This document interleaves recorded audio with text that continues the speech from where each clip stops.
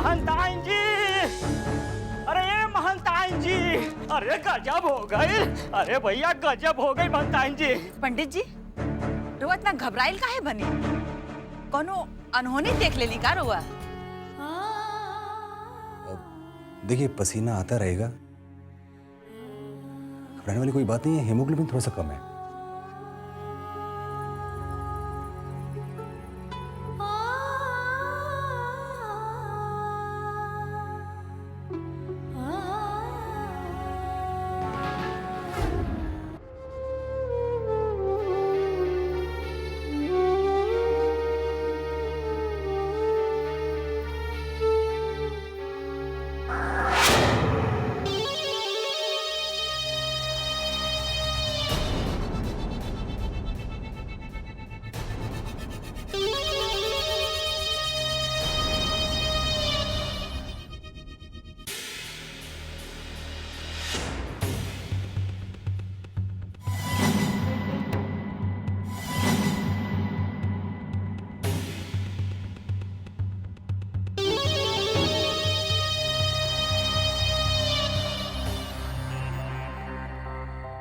प्रेमा जी, कन्हैया जी को दवाइयों के साथ साथ आप लोगों के प्यार और विश्वास की जरूरत है। इनको थकावट थोड़ी बहुत है, लेकिन दवाइयों से सब ठीक हो जाएगा। और मैं तो रोज चेकअप के लिए आता रहूंगा ना। हमको आपके ऊपर पूरा भरोसा है। और मैं आपके भरोसे को कभी नहीं तोड़ूंगा। मैं अभी चलता हूं, मैं शाम को फिर से आऊंगा। ठीक है डॉक्टर साहब,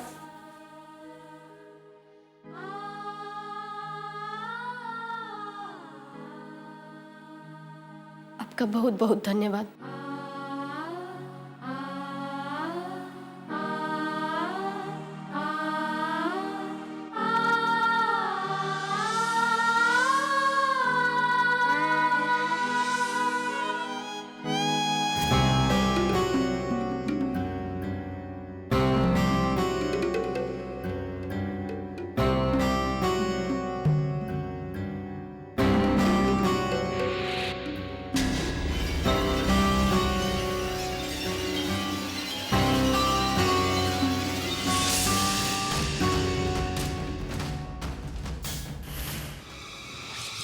कैसन हाल बा ए बबुआ?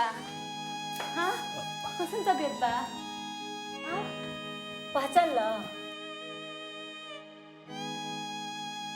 अरे हम तार फुआ। फुआ? बताव, देखा हमरा के पहचान लेलस। इहे नु कहल जाला, आपन खून आपने होखेला। आखिर पहचानिए लेलस हमर बाबू हमरा के।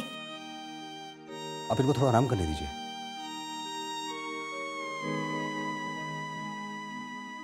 कन्हैया जी कैसे हैं आप?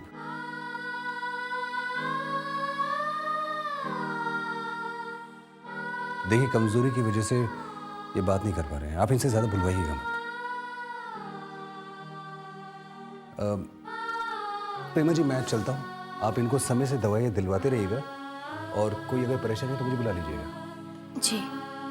अब अमर जो इंजेक्शन लेकर आए वो आप रख लीजिएगा। मैं जब भी आऊँगा मैं लगा दूंगा। जी। बताओ, अपन लड़का से हमके बातों ना करी जा। बुआ जी रहो बैठी, हम पानी उन्हें लेके आओ तनी।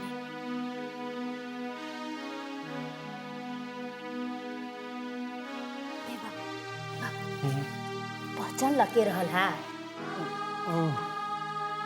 डॉक्टर साहब? हाँ, डॉक्टर बाबू।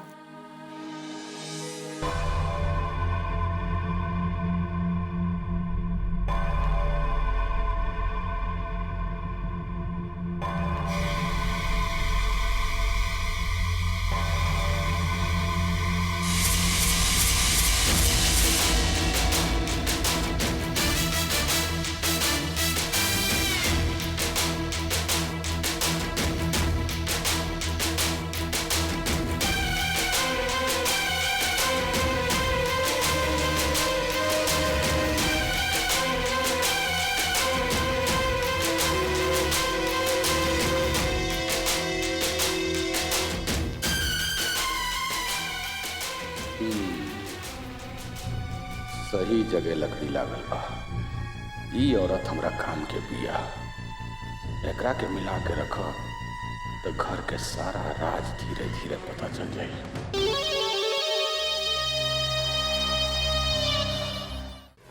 आज के दुनिया में तो सबसे खुशहाल बाप हम बने।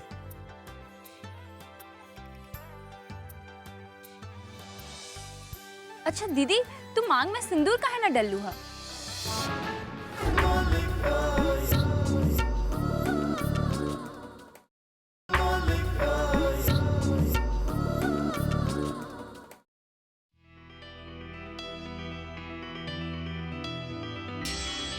ए जी सुनी ना,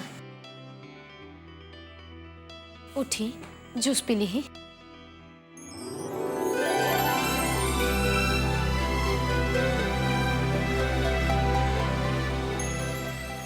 दस पी ली।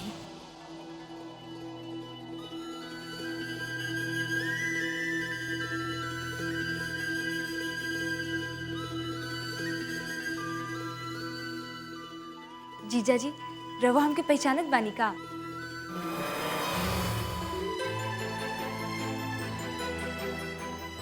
बताई ना, हमार नाम का है?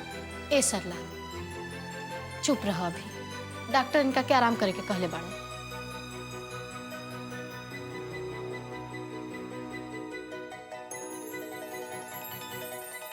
सरला,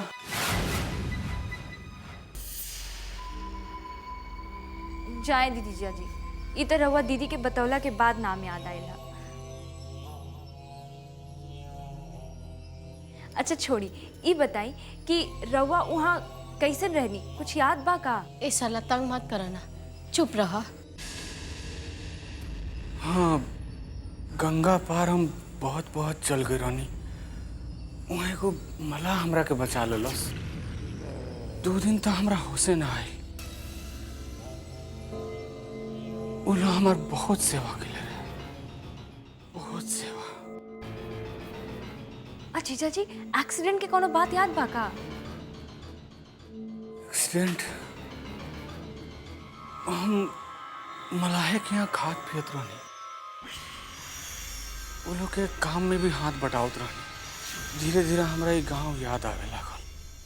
तो सब लोग, बाबूजी, फुआ, पूरा घर के लोग याद आवे लागल। फिर हम वो लोग से बिना बतौले यहाँ चले नहीं। तब वो आई नहीं कैसे? बस से, ट्रेन से? पैसा रहे?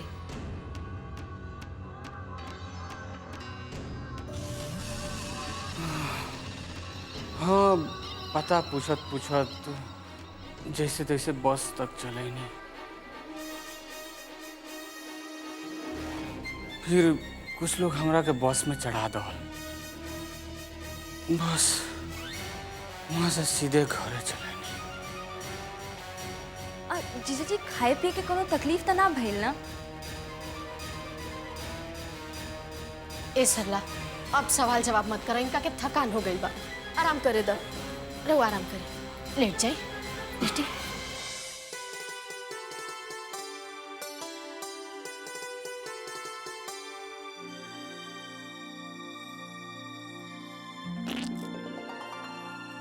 फुलमतिया, हमरा तो समझ ले कि रात भर नींदे ना आए। कन्हैया जी के अहिला के खुशी में रात भर बस करवट बदलत रह गई नहीं और रात काट देनी। हमरा उनका से बात करे के बड़ा मन था, लेकिन देखना मयंक बाबा कह दिले हाँ कि इनका कमजोरी हो गई बा, अब बातचीत मत कीजिए आप लोग। हाँ, डॉक्टर साहब हमरो के मना कैलन है, लेकिन हमार बबुआ नु हमरा के देखते पहचान ले सा। अरे हमरा तो इतना खुशी भइला कि हम का बताई। अरे दुटुक हमरा से बातों कैला सब। अच्छा, का बतियले, का कहत रहन? हाँ बाबूजी।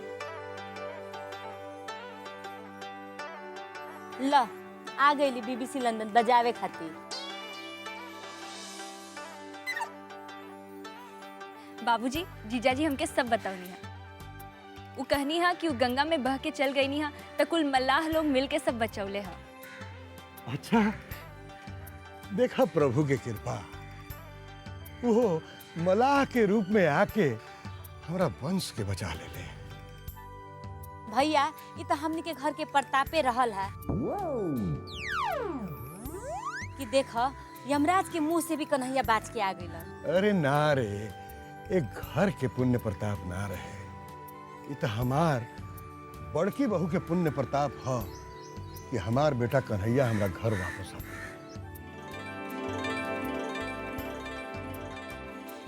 बाबूजी प्रसाद। हाँ हाँ दा बेटा। अच्छा, कन्हैया सुतले बने? जी बाबूजी, वो सुतल बड़े। डॉक्टर साहब जितना ग्लूकोज कहले रहनी उतना दे देले बनी। अब जब उठब तब हम हालचाल पूछब। अच्छा अच्छा, सुते दे। हमार लड़का कितना कमजोर हो गई बा, ओकरा के तो देख के दम रोए के मन करे लगता। अरे कमजोर काहे ना हुई, मल्लाह कुल का खियात हुई है सब, घर लेखा थोड़े ना देत हुई है सब, खूब काम करावत हुई है से रामवा।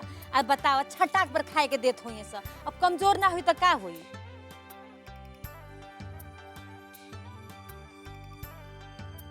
अच्छा अच्छा, अब तो अपना घर में आ गई बड़े।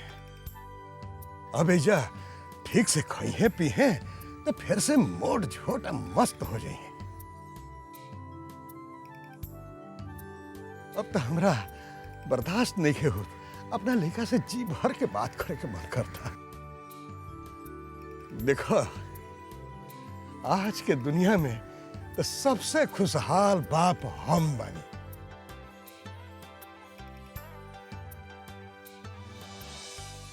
अच्छा दीदी, तू मांग में सिंदूर काहे ना डल्लू हा? ना ना ना, शुरू हो गईलू, अभी कुल नहीं लगावे। इहो एगो मुहूर्त होकेला, कन्हैया के क्रियाक्रम भइल बा, जब तक ले ओकरा के पूजा पाठ करके ना उतारल जाई तब तक सुहागिन ना बनेगे। भैया काहे ना तू एगो काम करत, सबसे पहले तू पंडित के बुला के मुहूर्त निकलवाना। हाँ हाँ, अब ये बोलवाओ तनी हम पंडित जी के।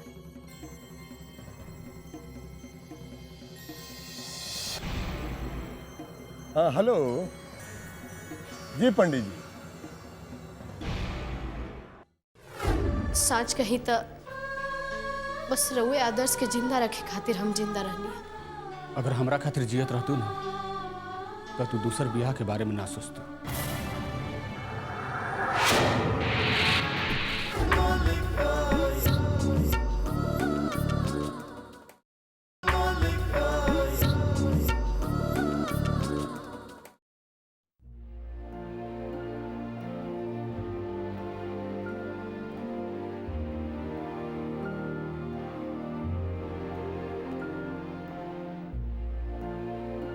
क्या सोच रही है? हम यही सोच रहे थे कि अब हमें यहाँ से चलना चाहिए। बहुत दिन रह लिए यहाँ। और दूसरी बात मयंक को लेकर है, उसके लिए भी यहाँ रहना बहुत तकलीफदेह होगा। जब जब प्रेमा को देखेगा दुखी हो जाएगा। तुम उसके मन को टटोलती क्यों? मन क्या टटोलना है, माँ हो उसकी, सब जानती हूँ। पता है कल रात को वो आकर चुपचाप अपने कमरे में जाकर सो गया। अपने दुख को जाहिर नहीं होने देता, लेकिन पता तो सब चल ही जाता है ना। परेशान तो मुझे भी लग रहा था, लेकिन करेंगे क्या? ये घटना जो घट गई, कम से कम जगह को तो बदल ही सकते हैं ना। जगह बदलने से समस्या का समाधान नहीं हो सकता।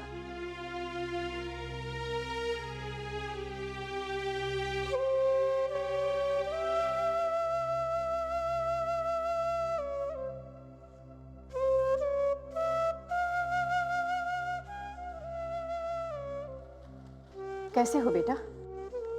ठीक हूँ माँ। क्यों? नहीं, वो कुछ दिनों से तुम्हारा चेहरा उतरा उतरा दिख रहा था ना, बस इसीलिए पूछ लिए। ऐसी तो कोई बात नहीं है माँ, आपको लग रहा होगा। मयंक, एक बात पूछनी थी। चलो मुंबई लौट चलते हैं। माँ, कितने अधूरे काम पड़े हुए हैं, सबको पूरा भी तो करना है। अब क्या करना है? प्रेमा को भी उसका पति वापस मिल गया है। माँ, इस गांव में आने का मेरा मकसद प्रेमा नहीं थी। इस गांव में आने का मेरा मकसद था एक बेहतर हेल्थ सेंटर खोलूं, और वो काम अभी शुरू हुआ है, खत्म नहीं हुआ है।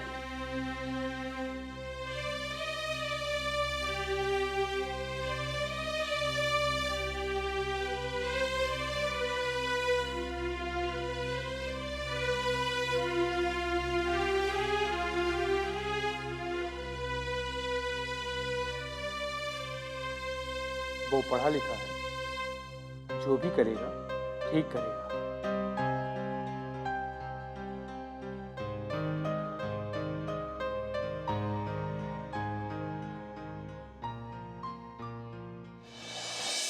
रउआ बिना हमार जीवन कितना पथरीला हो गई रहे, ये तो हम ही जानत नहीं। रात दिन बस रउए बारे में सोचत रहनी है। रउआ गईला के बाद पता न कौन कौन दौर से हमरा के गुजरे के पड़ल है, लेकिन ये तो राउर दिखावल आदर्श रहे, जौन धर्म अब मान मर्यादा खातिर रउआ लड़त रहनी है, बस उहे रास्ता पे चले के कोशिश करनी हम। साच कहीं तो बस रउए आदर्श के जिंदा रखे खातिर हम जिंदा रहनी है। अगर हमरा खातिर जियत रहतू ना, तो तू दूसर बियाह के बारे में ना सोचतू।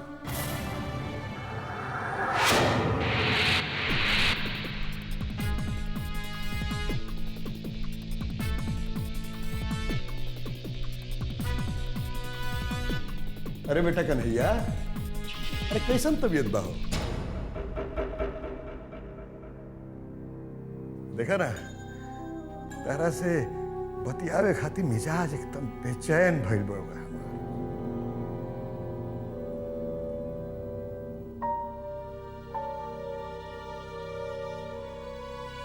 भैया तारा आवे की खुशी में रात भर नहीं खन सुतल।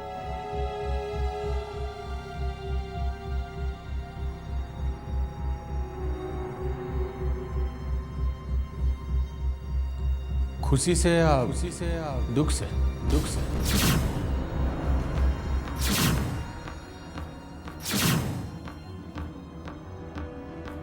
का मतलब? बाबूजी, पता ना काहे हमरा लागता कि हमरा इला से रोलिंग के उत्सव में बाधा पड़ गई बा।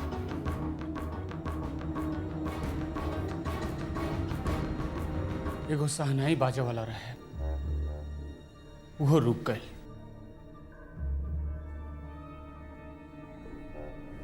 खैर कोनो बात ना, जब से हमरा समझ में आए तबे से सही।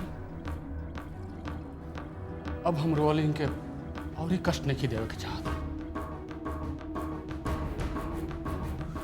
बाबूजी, हमरा के रउआ माफ करती।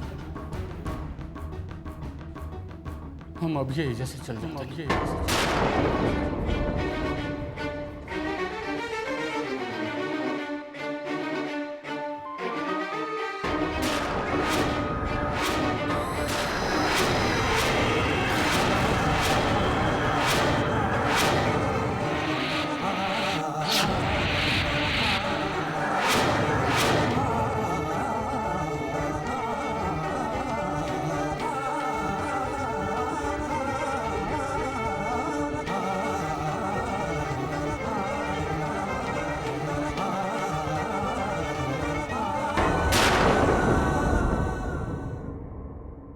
जी पर मुकदमा? अरे लेकिन वहां का कैले बनी? अरे राउर मर्डर के साजिश खातिर। राम राम राम। अरे वहां के तो संत आदमी बानी।